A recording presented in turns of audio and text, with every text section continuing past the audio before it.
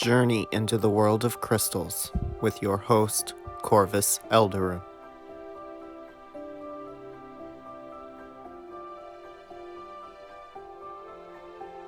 Season 1, Episode 1, Crystal Care, Cleansing Your Stones.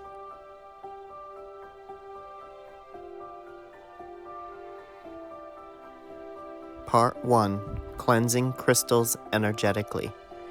In this section, I'll be reviewing the many different methods for cleansing your crystals energetically.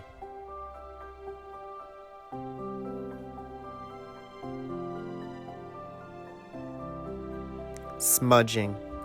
Smudging is a process wherein smoke is used to ward off or smoke out, if you will, any negative energies.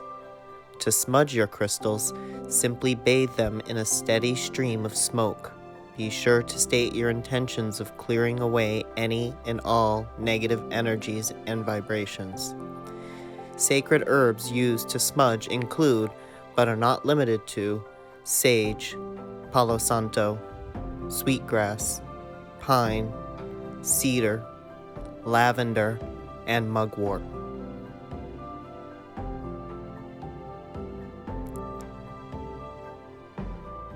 Sound waves.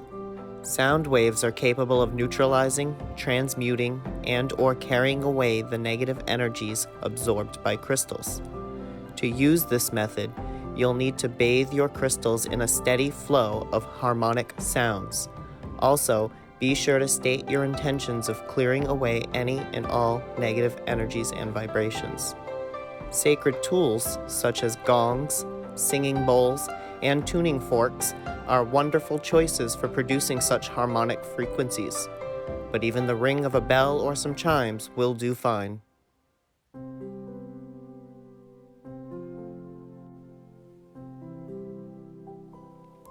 Sunlight.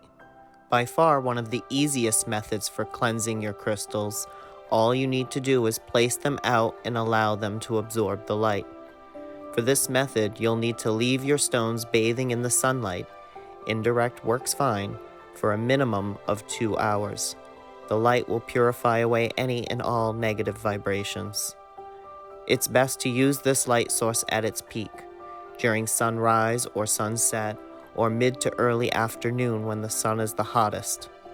While some crystals prefer sunlight, it can and will fade others, such as amethyst and celestite. Know your crystals.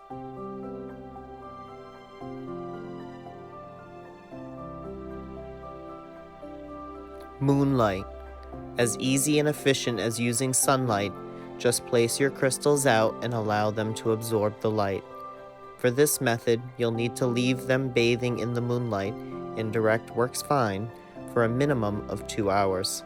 The light will purify away any and all negative vibrations. It's best to use this light source at its peak, during or close to a full moon.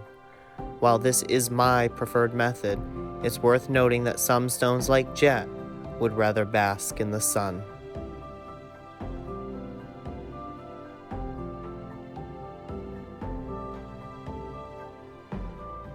Running water. While water is cleansing, it's the running water here that actually allows the negative vibrations absorbed by your crystals to be washed and carried away. For this method, you'll want to hold your stones in running or flowing waters, while focusing on your intentions of clearing and cleansing your stones. Beware, some stones like selenite react badly, some even toxic when exposed to water. Be sure your crystals are water friendly before using this method. Know your stones.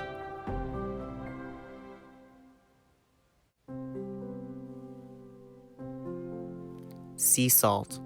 Sea salt is naturally purifying and can be used to absorb and transmute the negative energies crystals accumulate over time.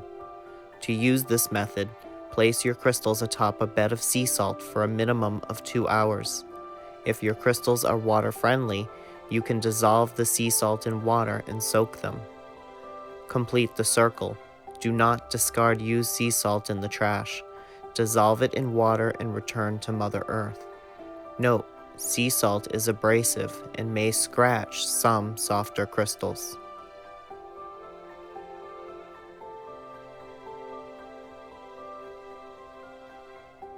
Soil. Crystals come from the earth, so it's probably no real surprise that soil is an effective way for cleansing them of negative energies. For this method, place crystals on or in some soil for a minimum of 2 hours. The negative energy is absorbed into the soil, which must then be returned to Mother Earth to complete the circle. If you're more of a traditionalist, you can bury the crystals outside in the soil. A few inches down will do, but don't forget to mark where you buried them.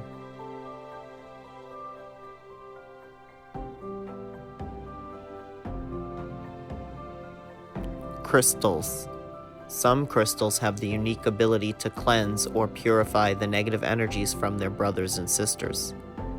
In addition to selenite, the cleansing stone, citrine and kyanite are the other 2 stones that have this special ability. Raw specimens and clusters work best for such a purpose, but even a tumbled citrine or kyanite stone will help to cleanse your other crystals. Selenite trays and slabs are specifically made for this, as are the selenite bowls.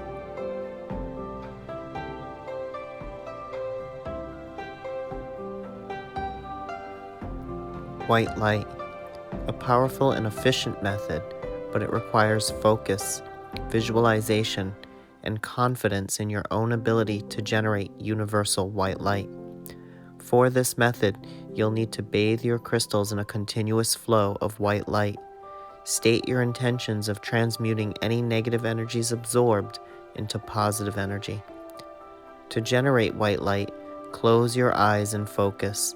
Visualize the white light coming down from above, filling your entire aura. Then focus a beam of it onto the crystals.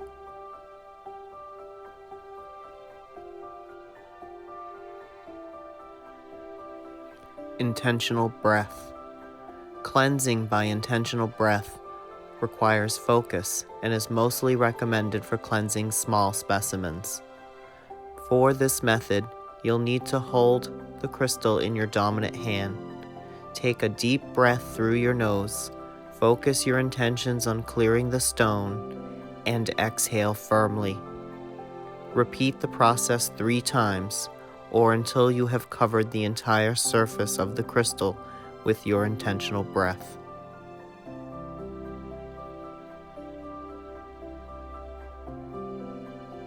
Part 2. Physically cleansing crystals. Now that we've reviewed the various ways for cleansing your stones energetically, in this section, we'll review methods for physically cleaning your crystals.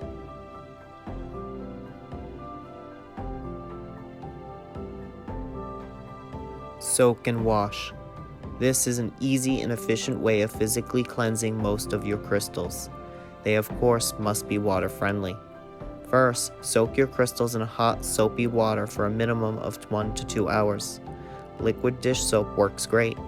Then, using the liquid dish soap, wash and scrub the crystals using your hands and rinse under warm water. If you require a deeper clean, after soak and wash, you can give most crystals a safe dip, as I like to call it, in boiling water to further disinfect them for use in elixirs. Use tongs to dip. Do not boil crystals in water.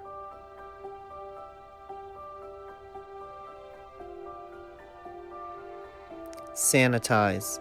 When crystals come into physical contact with other people, for example in crystal healing sessions, they should be sanitized after each use.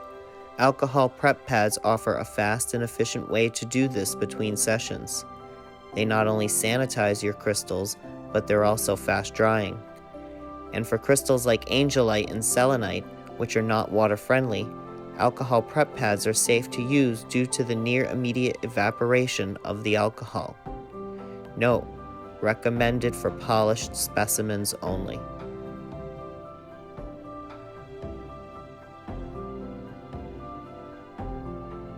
This is Corvus Elderune, your host and guide into the world of crystals. Thanks for joining me for this very first episode. Until next time, crystal blessings.